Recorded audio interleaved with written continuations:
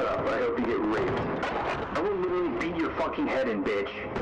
Get back, fuck, you should be euthanized. This ends in 3, 2... Welcome everyone, we're here at Ignite Gaming Lounge. I'm Natalie Casanova, also known as Zombie Unicorn. I'm a Twitch streamer and longtime gamer, having worked in the industry for over 6 years. I'm really excited to be here today for the first ever BullyHunters Live. This issue is a serious one, and it's really near and dear to my heart. Making gaming a more safe and special place for everyone, a more welcoming place for all.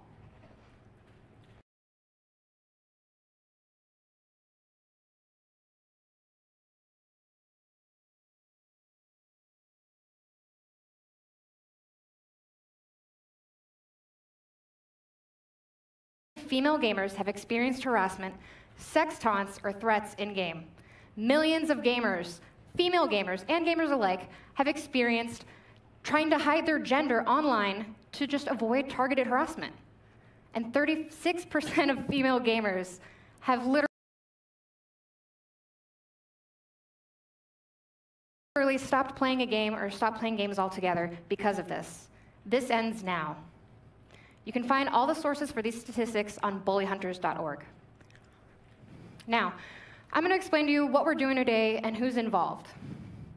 Basically, we're introducing a new tool that's going to be available globally to help end in-game harassment by connecting victims of in-game harassment with skilled gamers who want to help in real time. Over here, we have our casual gamers. These gamers represent you and I. They're just doing what they love to do. They're right now playing Counter-Strike Global Offensive, otherwise known as CSGO. They're playing in various game servers all across the internet.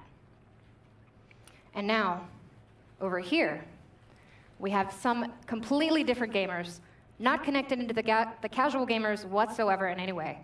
These are the BullyHunters. They're pro elite gamers who would like to use their skills in gaming to help in-game harassment, end in-game harassment, and make it a more respectable, welcoming place for everyone. So, how does this all work? First, let me introduce you to my co-host, our co-host, Tien Tran. Tell us a little bit about yourself. Hi, I'm Tien Tran. I too love gaming, but I am not involved in the gaming industry in any way. I represent the everyday casual gamer, and I'm going to help make some of today's show a little easier to understand for the non-gaming viewer. Here's a top-level explanation for what may happen. While our casual gamers are playing, they may experience harassment. When that happens, we'll be alerted. They'll also call on a bully hunter. A bully hunter will jump into their game and take on harassment head on. They'll hunt down and take out the perpetrator. You heard that correctly. Bully hunters will get these harassers where it hurts them the most, by beating bullies at their own game. Will it happen tonight while you are watching? We don't know, but odds are yes.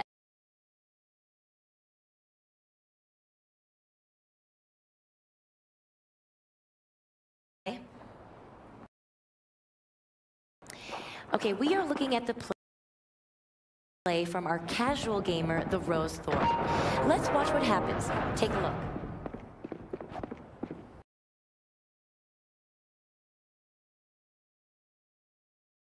look. This is a type of harassment that over 21 million female gamers have experienced. It was at this moment when we saw that it was not just trash talking, it was straight up harassment. So that's when the Rose Thorn, our casual gamer, decided to call on one of our bully hunters. What the Rose Thorn did in this case was use our new tool on her mobile device. We'll show you later how our tool works.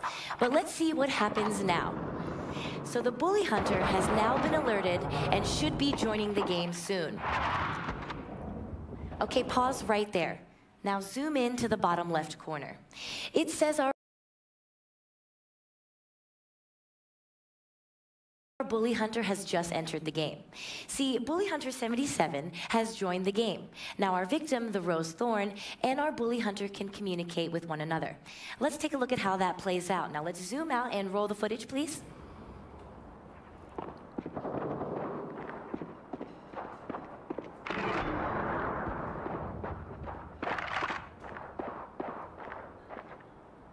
And there it is. Pause right there again, please. Now, our bully hunter has asked the Rose Thorn live in-game who is harassing her. And our victim then immediately replied. Let's zoom in again on the bottom left-hand corner. Now, you see there, the tool connected these two, a victim with a bully hunter. Okay, so now Bully Hunter 77 knows the name of the harasser, and she is ready to take action. Now we are going to switch over to Bully Hunter 77's screen to watch the hunt. Cut to that feed, please, and play it.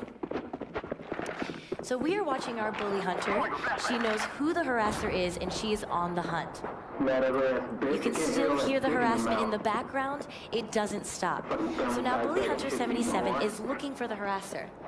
And it looks like she's going to use her knife, folks. And there it is, just pause right there. Let's back up and see that again. A brilliant knife move, very difficult. And look right there, see in the lower left-hand corner, let's pause that and zoom into that. Our bully hunter left the calling card message to the harasser. Harassment is not a game. BullyHunters.org.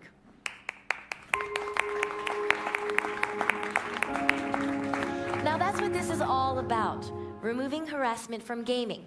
Harassment has no place here. So as you witnessed in this situation, Bully Hunter. And you can find the tool at BullyHunters.org.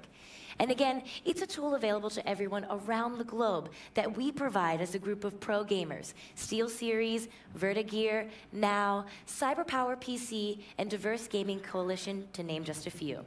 This tool connects victims of harassment with highly skilled gamers in real time, whether you're male or female. We are looking for people who want to fight against injustice and harassment. Now let's take a look at the website right now and explain exactly how it works. Load the website, please. Now, as you can see on BullyHunters.org, you can call a bully hunter or become a bully hunter. The Rose Thorn, our casual gamer in the hunt you just witnessed, used the mobile version of this website and tapped Call a Bully Hunter.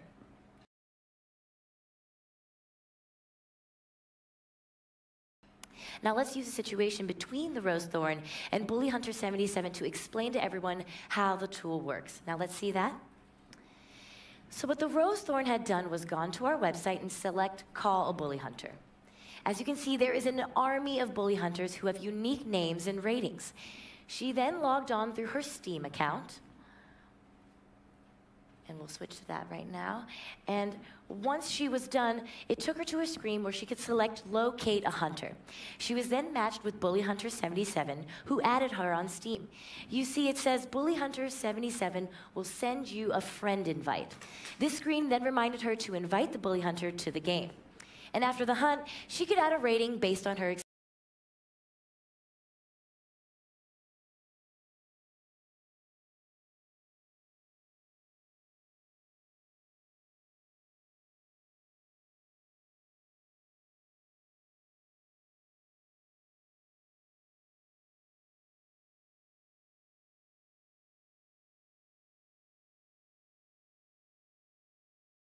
Our tool to become a bully hunter and help the Rose Thorn. And this is for all of you watching, all the gamers with some skill, all of you that think harassment is not okay, just as we think it's not okay. Here is what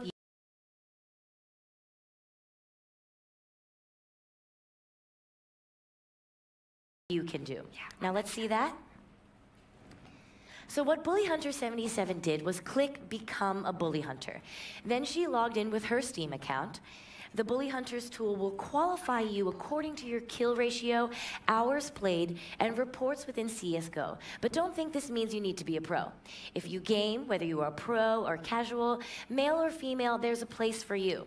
So if you qualify, you will be asked to accept the Bully Hunters Code of Conduct, which ensures that every gamer understands the responsibility that comes with becoming a bully hunter. In this example, she decided to accept the code of conduct and was immediately given a new identity, Bully Hunter 77. At this point, bully hunters can officially be called upon at any time. All Bully Hunter 77 did was add the Rose Thorn on Steam and then accept her invite to join the game. Once the hunt is complete, a bully hunter can verify whether the hunt was completed and whether the request was valid. This ensures that people don't take advantage of this powerful bully hunter tool.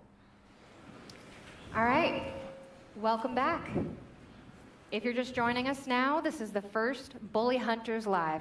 This is a big issue. To tell us more, we have two guests here, Kevin Lanham and Dr. Alexandra Solomon. Kevin Lanham is a licensed clinical professional counselor who specializes in working with gamers. He's a graduate of Northwestern University and has a thriving clinical practice in Chicago. And Dr. Alexandra Solomon is a professor in the Department of Psychology at Northwestern University, a licensed clinical psychologist at the Family Institute at Northwestern University, and the author of Loving Bravely, 20 Lessons of Self-Discovery to Help You Get the Love You Want. Thank you both for joining us here at this live event. Real quick, as they're giving us more insight about this issue, we invite every one of you watching online to comment below with questions. So much for having Dr. Solomon and me here. I mean, this is an important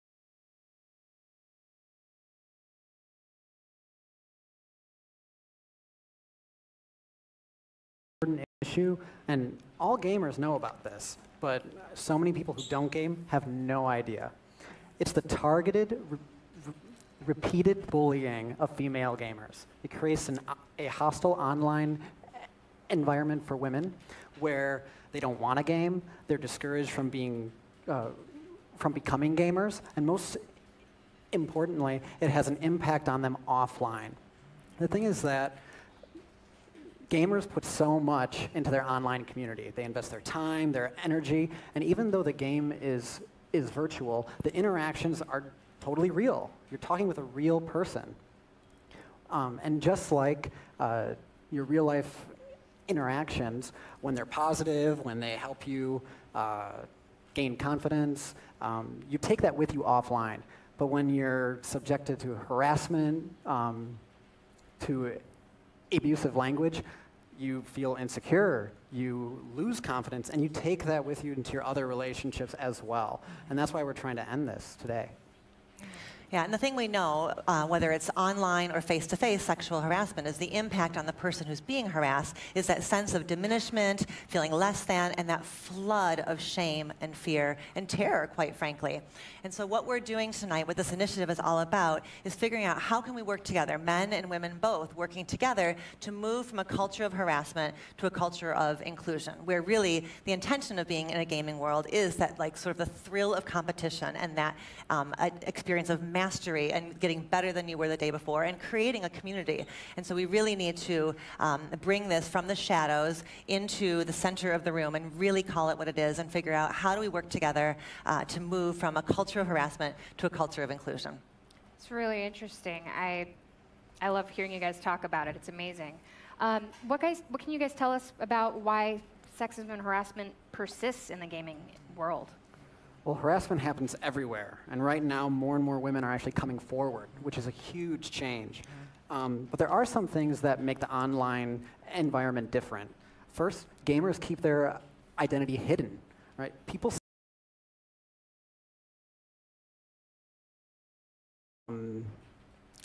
also, you don't get feedback from the person that you're harassing. If I were to say something horrible to you, I would see your face, and I would feel terrible, right? Empathy is more difficult online for that reason. You know, second, women are often viewed as sexual objects online. I mean, games are really catering towards men's fantasies of being dominant, in control, and it's not really taking in the female perspective. And when the game is really playing up these ideas, it also flows into the communication between gamers and these female gamers. Well, and building off that, you know, none of this happens in a bubble, right? So we live and have lived for thousands of years in a patriarchal culture, which means we've had spaces that have been able to be male-dominated spaces where men have set the terms and created the community. And that's what the online gaming world has been. And so what you see with the movement and the bringing in of female gamers is the same kind of pushback that other communities have experienced. You know, you think about politics or sports or the fields of science and math. Those female trailblazers have faced that pushback. And what we're seeing is just the online manifestation of what happens when you take something old and transform it into something new. And that's what's happening now, is there's a sea change that really ultimately benefits everybody. We know that when there's more diversity in our lives, when we have community with people who are different from us in terms of age, gender, sexual orientation, race, ethnicity, all of that diversity brings with it different kinds of skill sets, strategic approaches. There's benefits and wisdom from all of those differences. And the problem is, in a patriarchy, it ends up feeling like this. Like, if I give up my power, if I open up my space, I lose something. But the neat thing is, inclusion is not pie, right? It's not like more for you means less for me. It's not how it works. The research on sort of what we do as a culture around how we raise our boys, the messages start very early and they're very powerful. By age 3, parents are touching their boys less, making less eye contact with them, and really training and indoctrinating them that tender feelings, that emotion, that empathy equals weakness. So I think about my daughter came home from school as a 2nd grader, and in gym class she had scored a goal, and the goalie was a boy. And she heard a teammate say to the boy, "Dude, you just got scored on by a girl." And she came home and told me the story, and she was confused. Like, she knew something didn't feel right. She was sort of the butt of a joke of some kind, but in her mind it didn't add up. Like, she was an athlete, she knew her stuff, she scored. And so it was kind of that early lesson, and really powerful for me as a mom to see that by age 7, boys are taught to fear losing. And they're taught especially to fear losing to a girl. And so when that's been the conditioning again and again and again of don't be like a girl, don't cry, don't show weakness, it's no surprise that the response to balance that out is rage, intimidation, and misuse of power. As we understand, this is having an impact on women in multiple ways, including outside of gaming. Can you tell me a little bit more about that? I think it really fits with this cultural moment that we're in, with the Me Too movement and the Time's Up movement, that we are at this really important moment of time, really a sea change, where we're saying that where women, victims, marginalized communities of all kind, are saying no more. No more suffering in silence. No more buying the story that I have to be isolated, silent, ashamed of myself. And so as victims and marginalized communities come forward and say, this is the truth, this is my experience, it invites those with power, here, men, to partner, to become allies, to become advocates, to really show powerful leadership, which is calling other men forward and saying, we can do this better, we have to do this better. Yeah. Mr. Lanham, how do you think men, like male gamers, can get involved in ending this kind of behavior? Well, clearly it is great seeing these elite female gamers come together today. Like, they are awesome, right? But I think men also have an opportunity to step up in this change. You know, part of what Dr.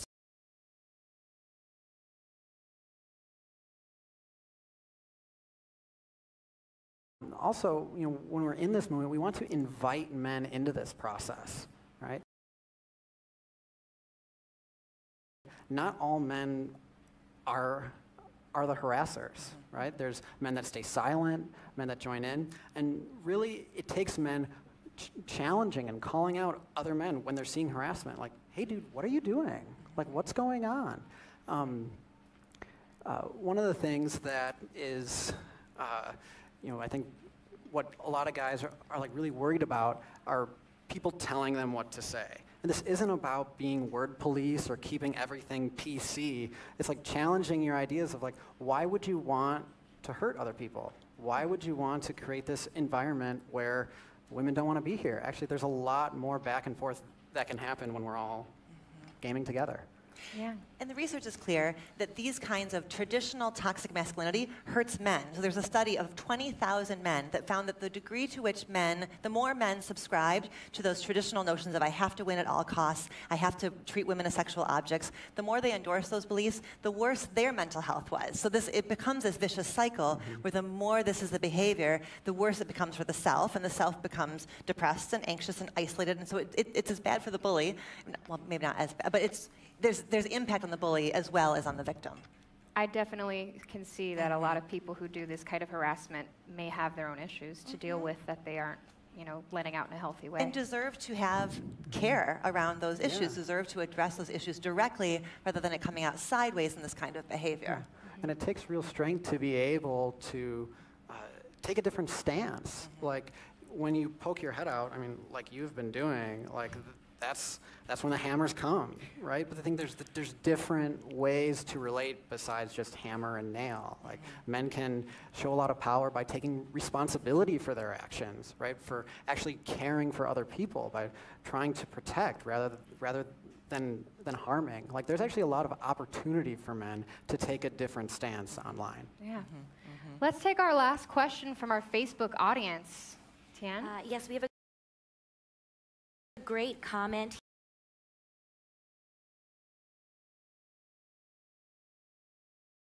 Part of it is that trash talk is really about like the thrill of the game. The trash talk is about I'm elevating myself and improving my game, but not at the expense of you. So it's bringing myself up without, conversely, putting you down. So that's one of the elements of it. Oh, Mr. Lane, I'm Dr. Solomon. I'm so sorry to interrupt, but there is something we need to show the audience right now. In just a second here, the lights have come down, and that is a signal for a bully hunt. Now let's see exactly how a bully hunt works. This is our casual gamer, Pinklight23, who has been harassed in-game. That's her, but let's cut to her feed. So we can see right now that we're in Pinklight23's game. She's doing what she loves, playing CSGO. You want to get raped, bitch? I know where you live. I can't handle how big her tits are. You want me to rape you? Now, that's exactly the toxic behavior we're fighting against here. Now, let's see how she used our global tool to call a bully hunter. Play that, please. So Pinklight23 is in-game. What she's going to do is call a bully hunter with our tool. She's doing it right now. She just logged onto our site, logged in with her Steam account, and is now locating a bully hunter. Now, let's see which bully hunter was called. So Pinklight23 called the bully hunter. Now let's go back to her game and see how that plays out. Cut to that, please. Now we have Pinklight23's game here. And if you look in the bottom left-hand corner, bully hunter and she's going to ask our Pinklight23 to name the harasser. There it is. And now we know the harasser and the hunt is on. Now let's see it from bully hunter. 23 over there in the game, and Bully Hunter 03 is moving fast. Oh, and there's a kill and a double kill done excellently. And now we have the calling card here for Bully Hunter in the bottom corner. Bully Hunter harassment is not a game. Now, if you're just joining us, this is the first Bully Hunters Live. We've just seen a bully hunt, and we're going to take a minute to talk to our casual gamer, Pinklight23, about her experience. Now, follow me.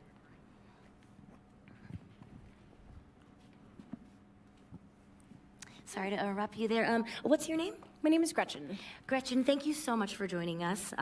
Now, it was very hard to watch that harassment.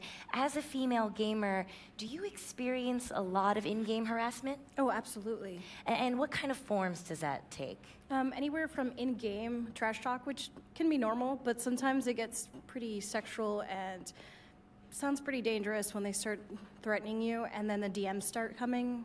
So that starts getting pretty scary. Right, so that sort of like violent language that's being used. How does that affect you as a gamer? Sometimes in-game, when it's trash talk, it's not a big deal, but when it starts feeling more personal, getting into DMs, and you start getting threats like they're going to come find you, or they know where you are, some of that stuff is trash talk, but it gets pretty scary when they start harassing you nonstop and those DMs won't stop coming. Right, and do you feel like that kind of dissuades you from continuing to play? There are times where it gets pretty tough, and you just want to take a break. Yeah. Well, thank you so much for sharing. It's very brave of you to be here today. Back to you, Natalie. All right, well, thank you for your patience. If you've just tuned in, we're talking to Kevin Lanham and Dr. Alexandra Solomon. You were talking about harassment in gaming, and you're about to answer one of our Facebook comments. It was about how to differentiate trash talk from harassment. Yeah, well, the first point I was thinking about is it's about the intention. So the intention of trash talk is really just kind of elevating my play, but not at the expense of you. So the intention is to kind of bring myself more intentionally into the game, be more competitive, like bring my edge up, but not at the expense of bringing you down.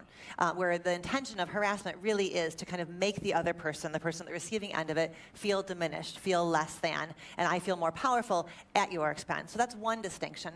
Another distinction I think is helpful is sort of a being versus doing distinction. So trash talk is about doing. It's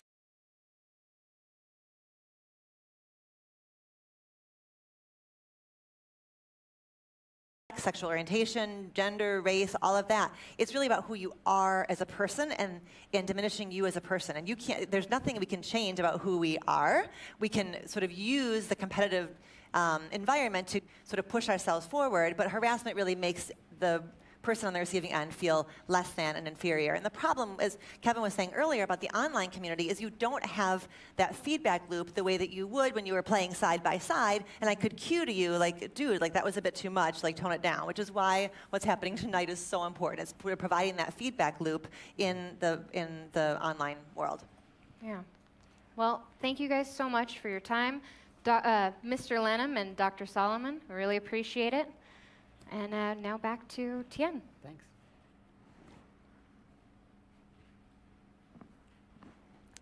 As of now, our new global tool works on CSGO, which is used by 25 million gamers. CSGO is just a start with this tool. But for gamers experiencing harassment in any game, there's a Bully Hunter field guide. Now, this will help every gamer fight against sexual harassment in gaming. And you will find a field guide with every special edition headset. You can also download it at bullyhunters.org. Now, let's see what it looks like inside.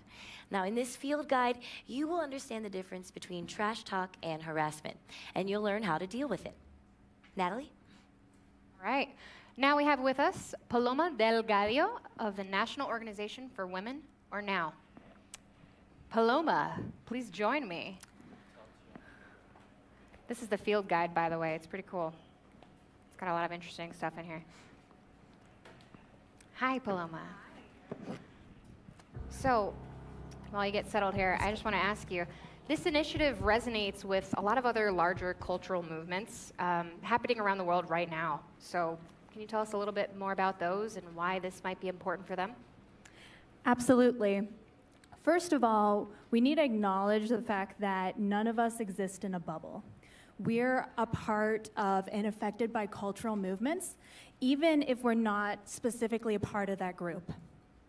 In this case, we want to create a cultural movement that tells women that the harassment they face online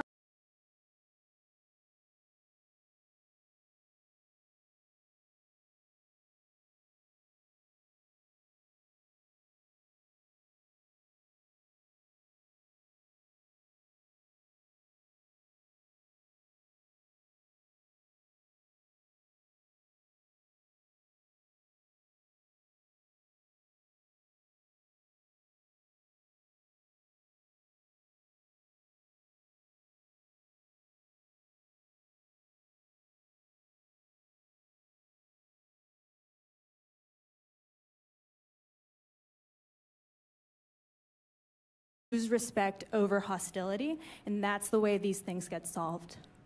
Yeah, that's true. So what you're saying is that, you know, harassment in gaming affects women outside of gaming as well. Definitely.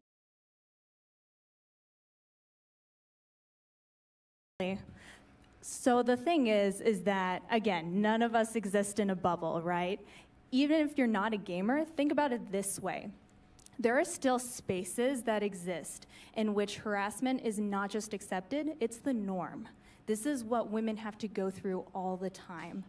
I find it extremely disturbing that this is the sort of behavior that people expect all the time when they log into their computers. And the bottom line is that we're not going to have full equality until women are treated equally in their professional lives, their personal lives, and their online lives. Yeah. And it's not about any special treatment, it's just about being treated equally. That's all we're asking for. Yeah.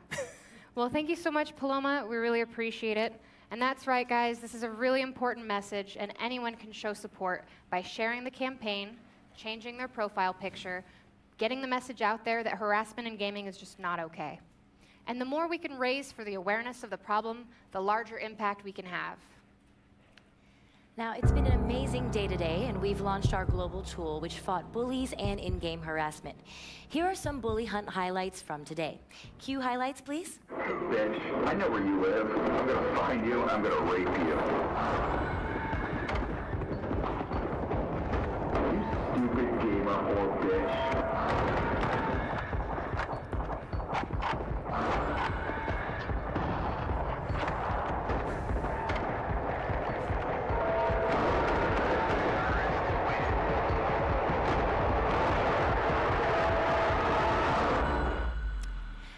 Now, before we wrap up, let's see what people were saying on Facebook and Twitch. Okay. So this question is, why is this is kind of like focused on women's harassment? And in today's sexual harassment is rampant for women, in gaming especially. So it's something that needs to be done about it, like now, like yesterday, honestly. And we really hope that this tool will raise awareness.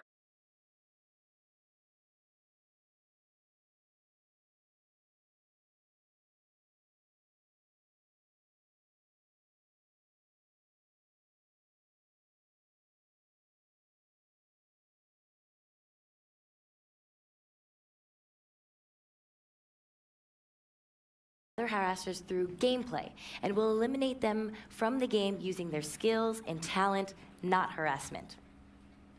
Now, we've done so much today, but the fight isn't over. Yeah. Please go to BullyHunters.org, use our global tool, become a hunter, call a hunter, show your support, by sharing our message, just stand up for what's right here. Together we can really make an impact and end in-game harassment. So thank you for watching.